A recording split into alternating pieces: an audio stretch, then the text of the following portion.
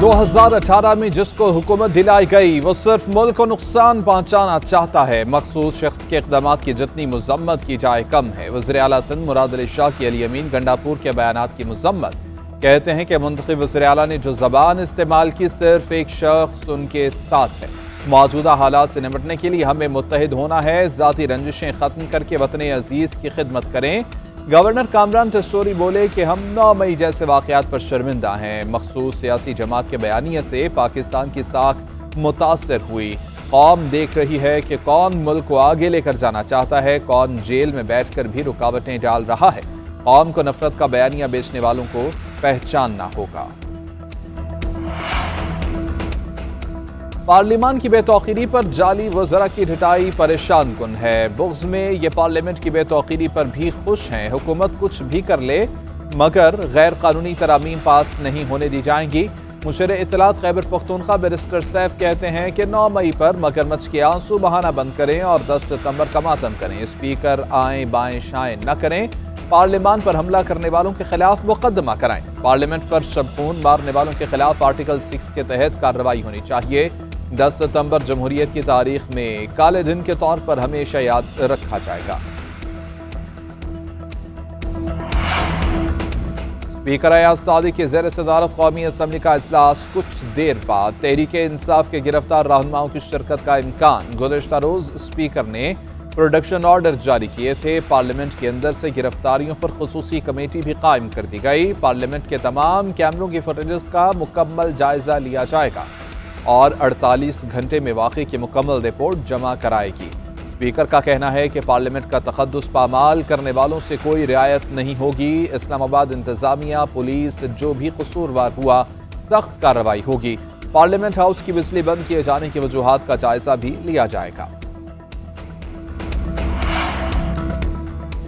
Islamabad high court में लापता फैजान की बाजियाबी का केस। आईजी इस्लामाबाद अदालत के रूबरू पेश। दरख्वास्त गुजार के वकील ने बताया कि फैजान को पीर की सुबह छोड़ दिया गया। अदालत ने पुलिस से इस्तफसार किया कि आपने तफ्तीश की कि कौन और कहां लेकर गया। पुलिस हुकाम ने बताया कि अभी तफ्तीश नहीं की, एक वीडियो अपलोड हुई थी। अदालत का इजहार बरहमी। जस्टिस बाबर सत्तार ने रिमार्क्स दिए, 4 दिन गुजर गए, आप तफ्तीश ही नहीं कर सके।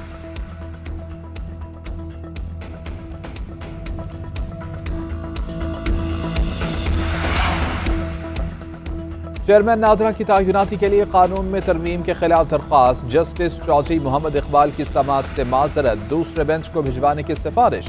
रिमार्क्स दिए कि इसी नौयत के मामले पर 2 रुकनी बेंच में समाअत कर रहे हैं। मुनासिब है कि इस दरख्वास्त पर समाअत दूसरा बेंच करे।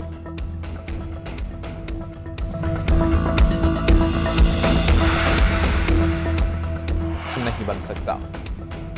वज़ीर आला पंजाब की ज़ेर सदारत अमन व अमान से मुतालिक इजलास। वज़ीर आला पंजाब का ईद मिलादुन नबी पर फूल प्रूफ सिक्योरिटी का हुक्म। सरहदी चौकियों की तादाद बढ़ाने की मंजूरी। एहलकारों को बुलेट प्रूफ जैकेट्स और गाड़ियां देने का हुक्म। मरियम नवाज ने कहा कि पंजाब के अवाम के जान माल का तहफ़्फ़ुज़ अवलीन जिम्मेदारी है। अवाम के तहफ़्फ़ुज़ के लिए जो कुछ भी करना पड़ा ज़रूर किया जाएगा।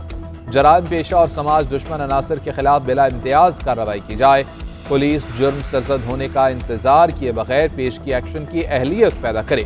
पुलिस चेक पोस्टों पर हमलावरों को इस कदर सख्त जवाब दिया जाए कि वो दोबारा हमले की जुर्रत ही न करें।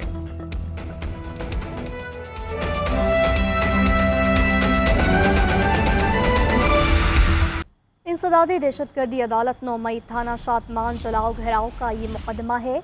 अपोजिशन लीडर उमर अयूब और साबिक वज़ीर असद उमर समेत दीगर की बुरी जमानत में 8 अक्टूबर तक तोसी।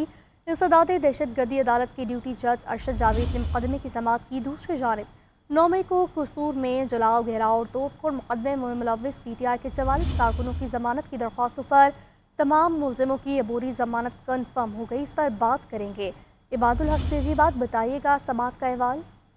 जी, दहशतगर्दी की अदालत में जो है जमानत की दरखास्तों के 2 मुख्तलिफ मामला जो है समाअत आए। पहले में जो है असद उमर और उमर अयूब समेत दीगर जो तहरीक इंसाफ के जो रहनुमा हैं उनकी जमानत की दरखास्तों पर समाअत हुई।